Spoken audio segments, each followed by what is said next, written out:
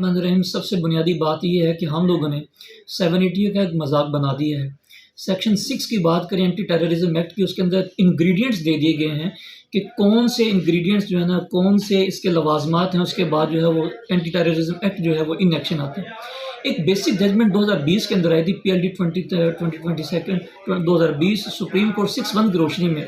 उसमें supreme court ने principal lay down कर दिया था कि अगर ये क्राइटेरिया फुलफिल होगा तो उसके बाद जो है वो 780 अफेक्ट कीजिए। अच्छा, अभी जो अफनान शफकत का केस है, अफनान शफकत के केस को एक मीडिया ट्रायल बना देने की वजह से एक हाइप क्रिएट कर दी गई है, जबकि बुनियादी तौर पर अगर देखा जाए तो FIR 279 और 322 के एलिगेशन के साथ ये FIR दर्ज हुई थी। क्योंकि ये एक सान्या था, एक एक्सीडेंट था, रोड एक्सीडेंट की सूरत के अंदर अगर देखा जाए, चाहे तो उसके पास लाइसेंस है कि नहीं लाइसेंस है, लेकिन जो दफ़ा बनती है वो 322 बनती है। बाद में 302 लगा दी गई, जो कि मजिस्ट्रेट साहब ने उनको रिमांड भी नहीं दिया था क्योंकि 302 भी उससे नहीं बन रही थी।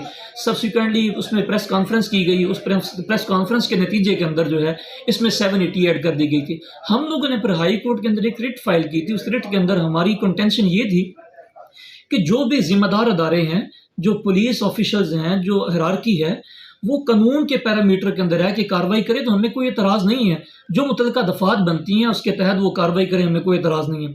लेकिन जब प्रेस कॉन्फ्रेंस हुई, फिर 780 लगा दी गई, तो फिर उसके अंदर कोर्ट की तरफ से ये ग्रेट कंसर्न था, क्योंकि ये सान्या एक बहुत बड़ा है और ये सारी अवाम को अगर देखा जाए तो मजमूई तौर पे वो दिलखराश ही वाक़या था।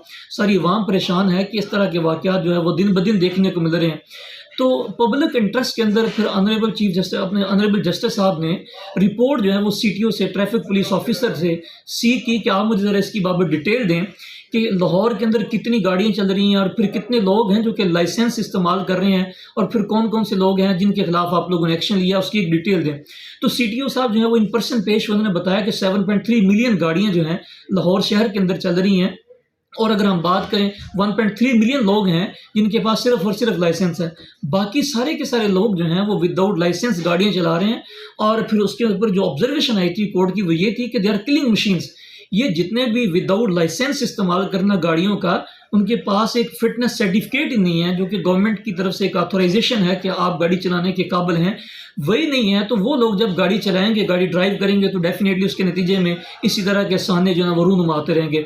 इस चीज़ को मद्देनजर रखते हुए जब रिपोर्ट सी गई और फिर उसमें डायरेक्शन दी गई कि वो लोग जो कि इसका गलत इस्तेमाल कर रहे हैं तो उनके खिलाफ कार्रवाई भी करें, आप FIR भी दर्ज करें, और साथ साथ जो लाइसेंस हैं उसकी तरफ भी ध्यान दिया जाए।